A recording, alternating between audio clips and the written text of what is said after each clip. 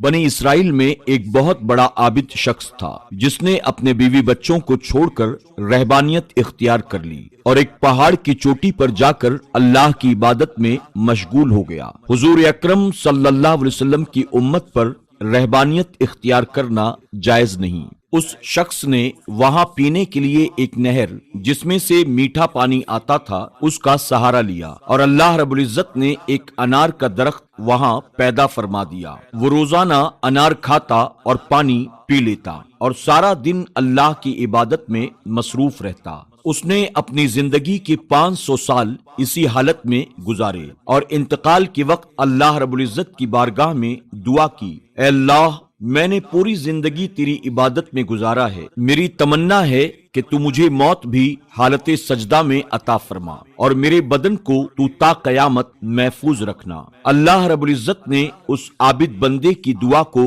कबूल फरमाया और सजदे की हालत में उसकी रूह को कब्ज कर लिया गया। अल्लाह के प्यारे रसूल सल्लल्लाहु अलैहि वसल्लम ने इरशाद फरमाया कि उसका बदन आज भी सजदे की हालत में मौजूद है और महफूज भी।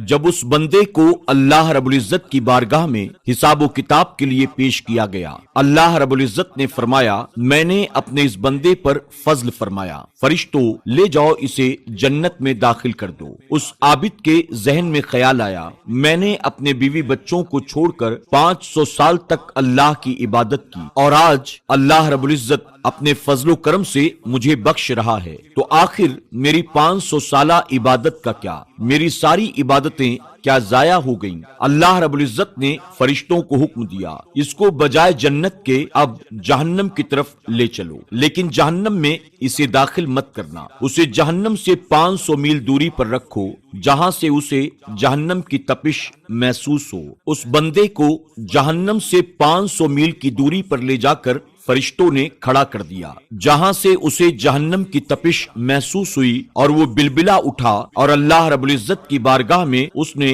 अल अतश यानी प्यास प्यास का नारा बुलंद किया। फरमाया गया कि अचानक एक हाथ नमूदार हुआ जिसमें एक पानी का प्याला था। उस आबिद ने उस पानी के प्याले को लपक कर लेना चाहा। आवाज आई, अगर तुम ये पानी पीना चाहते हो तो तुम्हें इसकी कीमत चुकानी होगी। उस आबिद ने पूछा, क्या कीमत है इसकी? आवाज आई, 500 साल की इबादत। आबिद ने कहा, मेरे पास 500 साल की इबादत है, वो लेकर मुझे ये पानी फौरन दे दो। उसने पानी पिया, उसकी जान में जान आई। अल्लाह रब्बुल इज्जत ने हुक्म दिया कि इसे वापस लाओ। उसे अल्लाह की बारगाह में पेश किया गया। अल्लाह रब्बुल इज्जत ने फरमाया, तूने अपनी 500 साला इबादत को एक प्याले पानी में जाये कर दिया। अब तूने दुनिया में जो मेरे पैदा करदा चश्मे का पानी पिया था और जो अनार तूने खाया था उसका हिसाब बाकी है। हमने तुझे सेहत दी, आंखें दी, सुनने को कान दिए, बोलने को जबान दी,